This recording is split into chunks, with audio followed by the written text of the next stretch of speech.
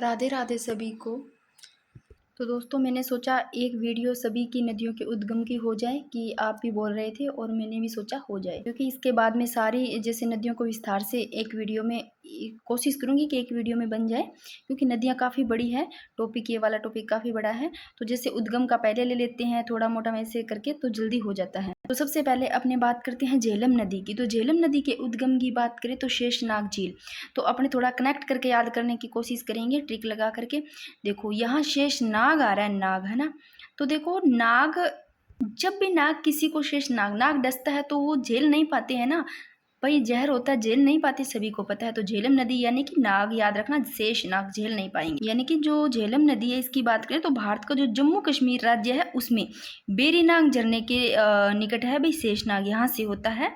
यानी कि अगर बात करें जम्मू कश्मीर राज्य की बात करते हैं तो वहाँ पर एक बेरीनाग झरने के पास ही है ये शेषनाग झील, तो शेषनाग झील से होता है। फिर चिनाब नदी की बात करते हैं, और चिनाब नदी को अश्किनी नदी भी बोलते हैं। तो इस नदी का जो उद्गम होता है वो बारालाचा दर्रा, यानी कि हिमाचल प्रदेश में है ये बारालाचा दर्रा। इसके निकट ही चंद्र और भागा नदियों के मिलने से होता है भाई। तो कैसे याद रखोगे, बारालाचा दर्रा से होता है। देखो चिनाब, चिनाब से लो चुनाव है।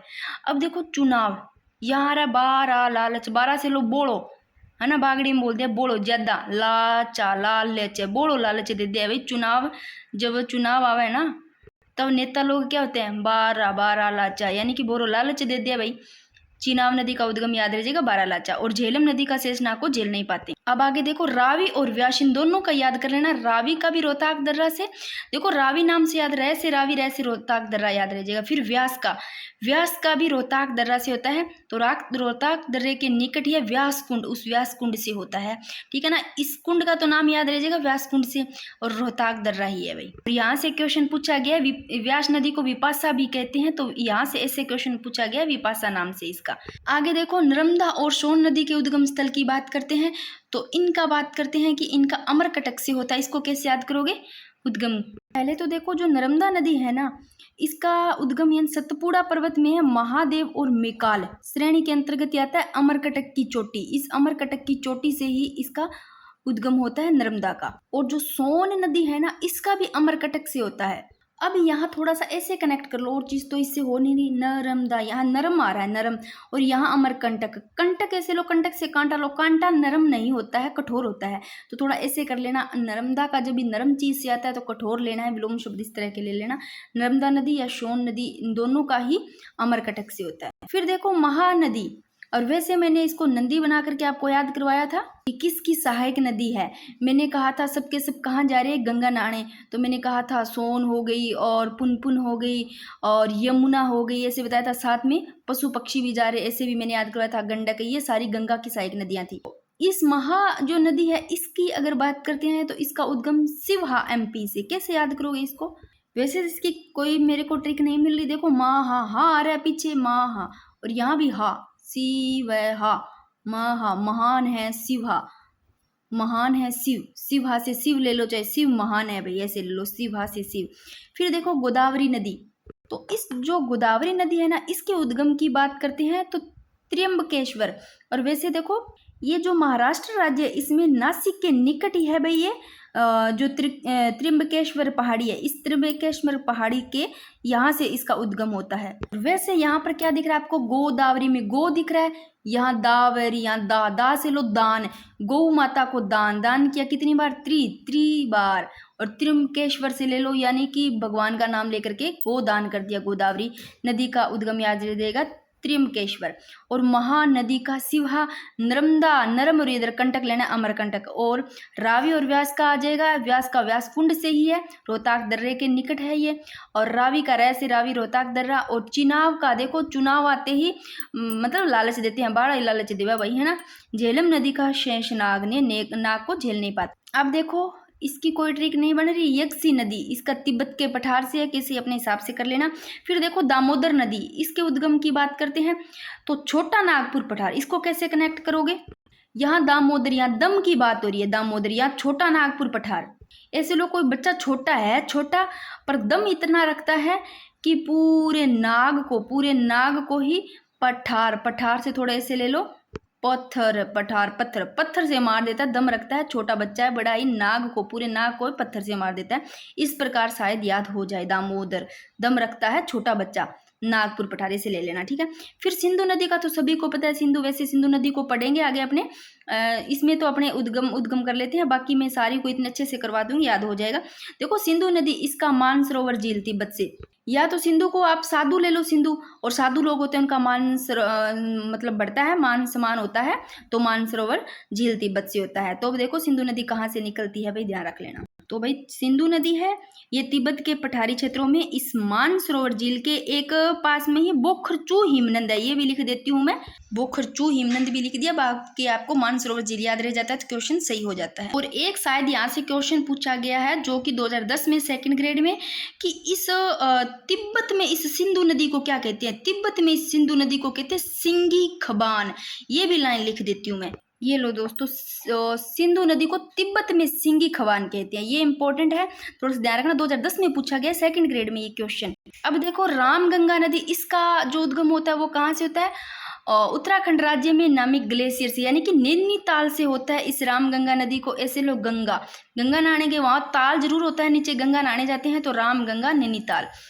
और ताप्ती नदी का मुल्ताई एमपी, इसको कैसे याद करोगे, ताप्ती से ऐसे लो तपती है, मुल्ताई ऐसे लो मुल्तानी मिट्टी, मिट्टी को बाहर रख दो धूप में तो वो तपेगी, ऐसे लो मुल्ताई। तो ताप्ती, तपती कौन है, मुल्ताई से मुल्तानी मिट्टी तपती है, ऐसे लो, तो ताप्ती नदी। या फिर ताई भी पीछे आ रहा है इधर, ता से ताप्ती, ताई, कैसे भी याद कर लेना। फिर देखो यमुना नदी, इसके नाम से ही पता चल रहा है, यमुनोत्री ग्लेशियर से इसका होता है, और गंगा नदी का गंगोत्री ग्लेशियर से होता है, ये दोनों उत्तराखंड में है। आगे देखो गंडक नदी, गंडक नदी का नेपाल, वैसे मैंने बताया था गंडक किसकी साइड नदी है, सिंधु की है या फिर गंगा की है, किसकी है, गंगा नदी की। गंगा नहाने गंडक भी जा रहा है, देख लो भाई, कुतिया न बोल दे वहाँ बागड़ी भाषा में गंडक है। तो अब गंडक नदी का आप उद्गम कैसे याद करोगे, नेपाल से। देखो यहाँ पाल से आ रहा है, पाला जाता है, गंडक कुत्ते को भी पाला जाता है, अभी नेपाल पाला जाता है किसको, गंडक को, नेपाल, ठीक है, ऐसे याद हो जाएगा। आगे देखो कोसी नदी, और इस कोसी नदी से भी क्वेश्चन पूछा गया है। देखो कोसी नदी का, यहाँ कोसी में सपत कोसी की, यहाँ कोसी आ रहा है, अपने आप ही नाम आ रहा है कोसी, सपत कोसी में ये वाला शय आ रहा है, पर कोसी आ रहा है सपत कोसी की।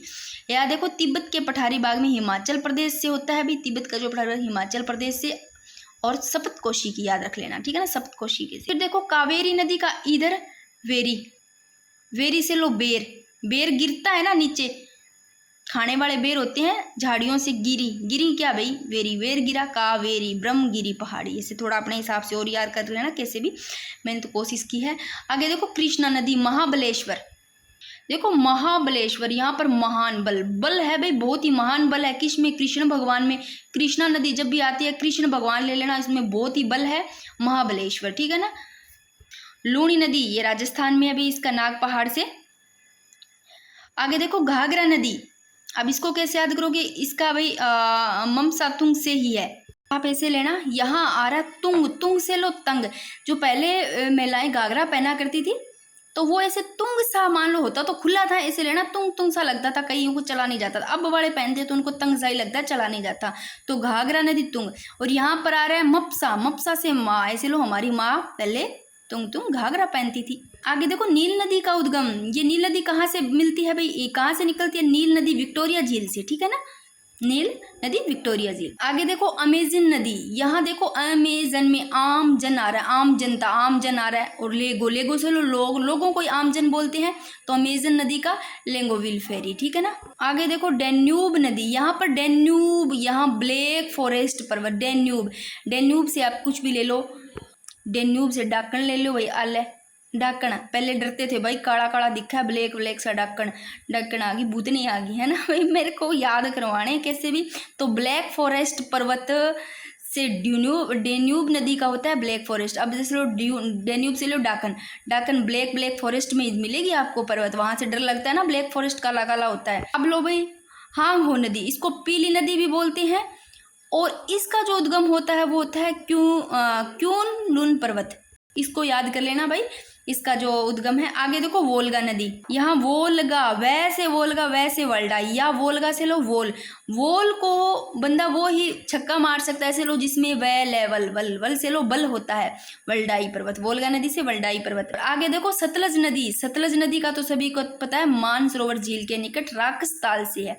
अब ऐसे लो जो राक्षसताल, जो राक्षस नहीं होते, वो राक्षस सोचते हैं भी मेरे में सत्य है, बल है, मैं सभी को खा जाऊंगा, मार दूंगा। राक्षस ये खुद को समझते हैं भी सत्य है, परंतु राक्षस का कभी भी मान सम्मान नहीं होता।